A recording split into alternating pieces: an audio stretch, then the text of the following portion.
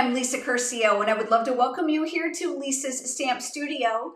Today, I've got 3 different creative ways to teach you how to use your stencils totally out of the box, but it's going to expound their use and, of course, that purchase that you made. These creative ideas are not only going to be easy, but they're going to be quick and they're going to be impressive. Now, in addition to the techniques I'm going to teach you, I've also got completed cards to share with you. This is going to take your DIY card making to a whole new level.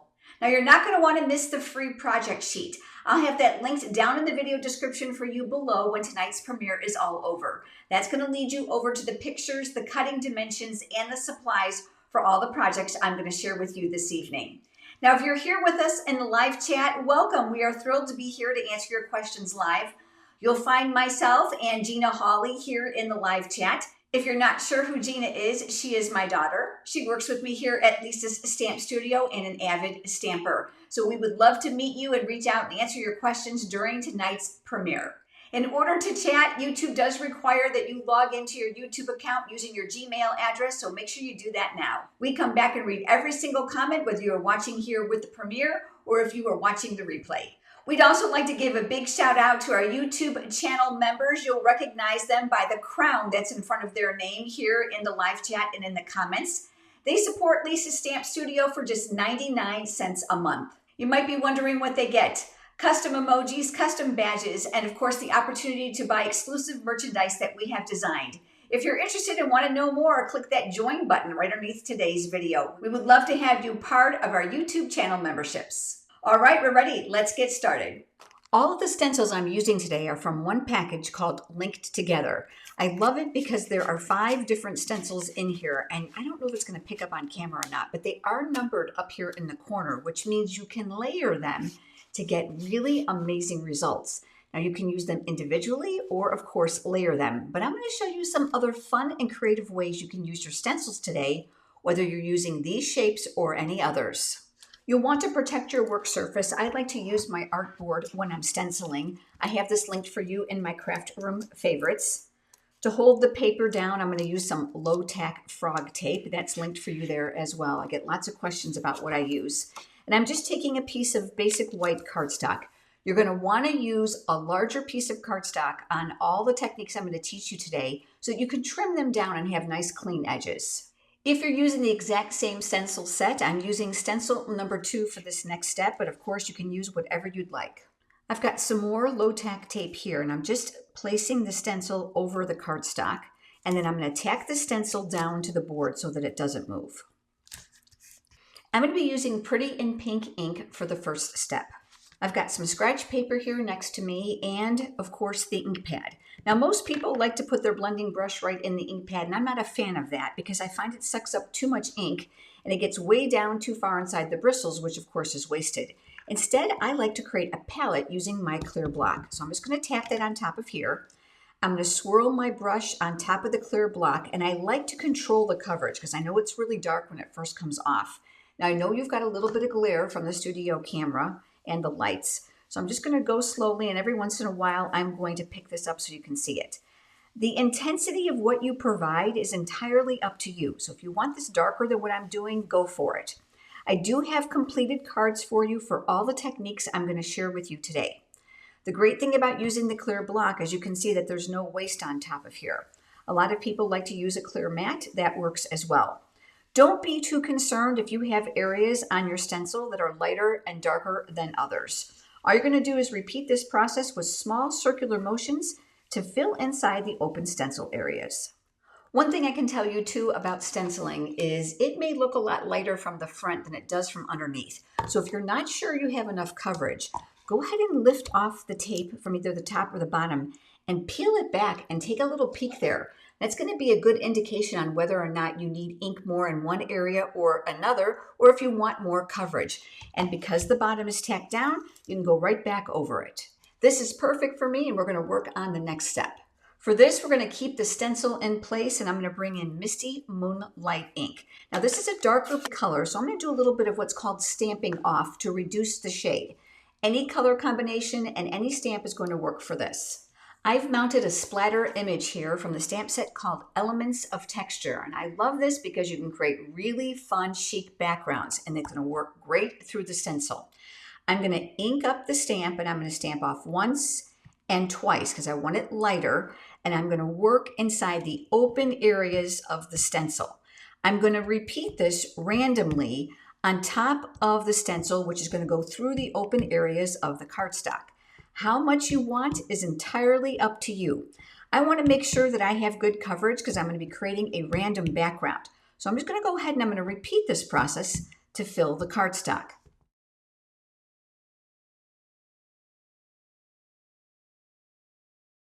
Just like before, what we're going to do is we're going to lift up one end of the tape and we're carefully going to peel it back. Remember that the ink is wet on the front, so don't touch it.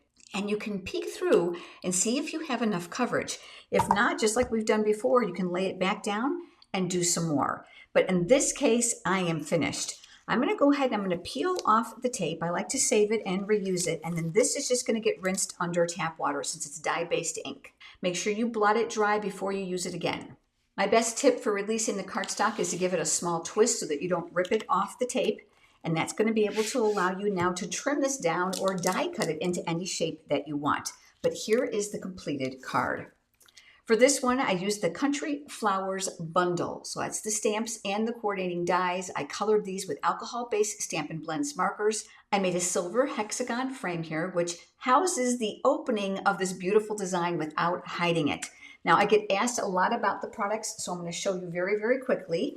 Here is the Country Flowers bundle, stamps and dies, and of course the meant to be dies, which gives you those layering shapes, which are what I used here.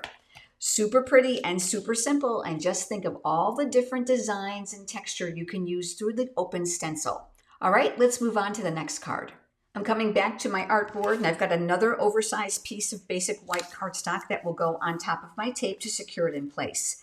If you're using the same stencils, this one is number 4, and this is going to go over the top. We'll secure this down once again using the low tack tape. This time we're going to do something entirely different.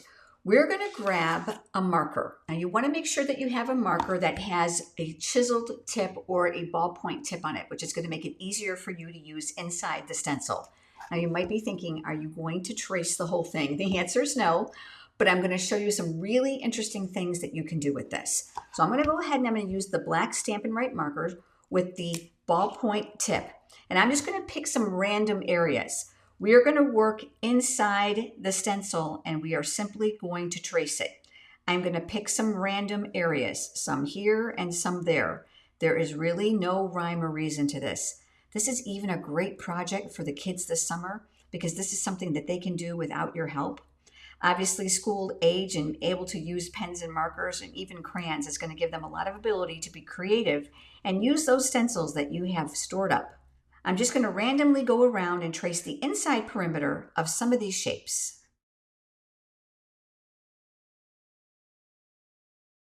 Now, just like before, you're probably wondering what it looks like underneath. So we're going to take a peek and we're going to lift this. And if this is enough background for you, you can go ahead and stop. I'm going to stop right here just so I can give you the next step. The next step for me is either to leave it like it is or we're going to shift the stencil. So I'm going to pick it up with the tape that's already on it. And I'm looking to mimic the shape that it was already previously traced. And I'm very slightly going to shift it either left or right. And that's based solely on your discretion. You can even move it slightly up and down. It's a very small movement. And then you're going to tack that down in place. We're going to take that pen once again, and this time we're going to work inside the stencil again, tracing the exact same shape. This is going to give you a very faint double line on one side, which is going to look kind of sketchy, doodly, but lots of fun and definitely therapeutic. But there's another step if you want to go beyond this. I'm going to go ahead and fill in some of these, and we'll talk about that next. Now that those have been double traced, you're going to see that the lines are bolder and a bit more sketchy, really whimsical. We're going to leave the stencil right on top for this next step. Now, if you want to color these in, of course, you can blend them with a small blending brush or a sponge dauber, but I'm going to do something a little bit different. I'm going to be using the alcohol-based Stampin' Blends markers. I'm going to be using the pen or chiseled side bullet tip of the marker for this. You're going to want to make sure you're not pressing because you want to preserve the tip of your marker. But all I'm going to do is I'm going to tap gently inside the open areas of the shape to fill it randomly. And I'm going to leave some space between some of the shapes because I can add other colors to other areas. This one is pumpkin pie. This next one is berry burst, and again, I'm going to use the chiseled tip. But instead of polka dots, maybe now we can do diagonal lines. The worst thing you can do is overthink this because this is supposed to look whimsical and doodled. And do not think that all the lines have to go in the same direction. This is just a fun way to get a really random background. So I'll do a few more here. Lastly, I have Lost Lagoon, and you can come up with another design if you'd like, but I'm going to go ahead and just do some more polka dots in this one, and I'll place that in some random areas. Make sure you're working very close to and over the outline of the stencil as well, so that it looks like the whole pattern is filled. I do have one that's all finished for you, but I know you're probably wondering, what about the alcohol marker and the dye-based marker all over the stencil? Let's talk about that. Again, you're going to twist and remove this. I'm going to move my tape out of the way. My favorite way to clean this up is by using a little bit of rubbing alcohol. And I love to keep these little prep pads here in my studio because I don't have to get up and go to the sink. Keeping it on my artboard, I'm going to go right over the top. That's going to remove all the alcohol ink that you can see already on the prep pad. And I'll do the front and the back. And because rubbing alcohol is going to evaporate very, very quickly, you're going to have a perfectly clean stencil to use again. If you're worried about the artboard, you don't have to worry. That same alcohol little pad will clean it straight up, or even a damp paper towel, and it's going to dry. Love the board because it's also double-sided. But let me show you what I did with this pattern. This time I used the tune-in bundle for a very retro feel. So you're going to see that I did some stamping in between there with some of the images from the stamp set. I grounded my TV for that little retro feel, added a few gems for a really simple card. Here is the tune-in bundle, lots and lots of fun, and those are those Spotlight on Nature dies. Look how abundant they are, and of course, staggering sizes. Keep it simple. You don't have to fill in all the stencil, and this is something you can do even while you're watching TV, especially if you don't have designer paper or an embossing folder or the exact same shape you want to use for your card. All right, let's move on to our next one. For this next one, we're going to use fresh freesia cardstock. Any color of your choice is going to work. I'm going to be using two stencils, two different ways. This is stencil number 1 if you're using the same one. And we're going to add this right over the top. And just like we've done before, we are going to center it the best we can visually because, of course, that paper is larger than what we're going to need. We're going to be able to cut that down, and we're going to tack this in place. I'm going to be using tone on tone for this next step, but experiment. So if you want to go with a darker shade of purple or even a gray or black, have at it. Couple important things along the way, so make sure you follow along with me. Just like we've done before, we are going to create a palette for a blending brush. I've got my blending brush here, and I'm going to load that up. And again, I want to make sure it's not too strong. And I'm going to go over the stencil and provide color to the open areas. Again, how light or dark you make it is entirely up to you. When we get to the next step, you'll see the difference in intensity from some areas that are darker versus those that are lighter.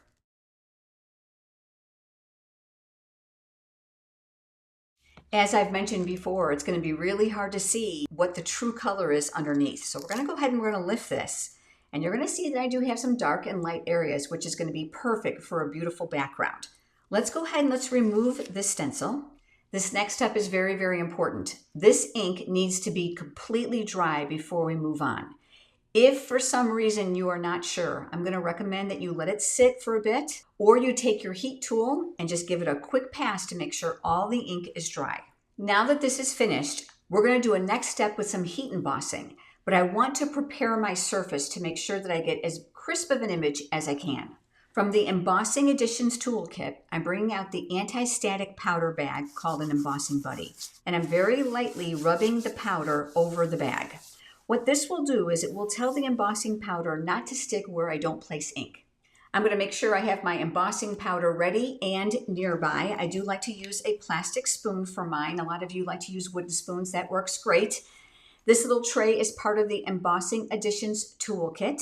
Next step is a different stencil. Any shape, any design that you'd like, you're going to experiment. If you're following along, this happens to be number 3. There is a notch in all the stencils, and you can actually trace that on your work surface to tack this down. But in this case, it's so easy for me to see to line up because obviously I'm covering up the lighter areas underneath. And if you're a little bit off, this project is so forgiving. So I'm going to go ahead and I'm going to tack my stencil down with my low tack tape once again. This time we're going to use Versamark ink, and you're going to press through the open areas of the stencil. So I'm going to push. You're going to want to make sure that you hold the stencil in place so that you don't get ink underneath the negative areas. Don't worry if you miss some spots. This is intended to be whimsical. Now, once that is all finished, we're going to go ahead and remove the stencil. I'm going to remove the cardstock, just like we talked about before, with a quick twist. I am going to bring this over my little tray, and working over my container, I'm going to run embossing powder over where we have placed the Versamark ink. So I'm working a little bit, half at a time, to make it easier for my hands. And remember, just like before, this is a much larger piece of cardstock that I'm going to need when we're all finished. So any of the raw, unfinished edges you can trim down to make this look really, really pretty. But make sure you get the whole piece of cardstock so you don't miss anything. These reversible tweezers are also part of the Embossing Additions toolkit as well, and I love them. But now we're going to come in with our heat tool. The Stampin' Up! Heat tool has an encased tip, which means it's going to retain its heat. I absolutely love it. Don't put your fingers inside. Collapsible stand, which is wonderful to keep it displayed on your table. It's ready to go. Make sure the vents are not covered with your hands, and it does have 2 speeds. Speed 1 I love for a quick dry for watercoloring or even for use on vellum. And obviously speed 2 is going to be great to heat set the embossing powder. Once the gun is on and it gets hot, it's going to retain its heat because of the encased nozzle. I like to make sure I work in one area specifically to make sure that the powder turns like a crayon enamel finish so I don't miss a spot. If you happen to miss a spot, the powder will rub right off. So you want to make sure that it's heat set well. Now, another question I get asked an awful lot is, can you overheat set it? And the answer is yes. If you've heat set it too long, it's going to start to look flat instead of raised, and it may look even a little scorched if you're using white or silver embossing powder.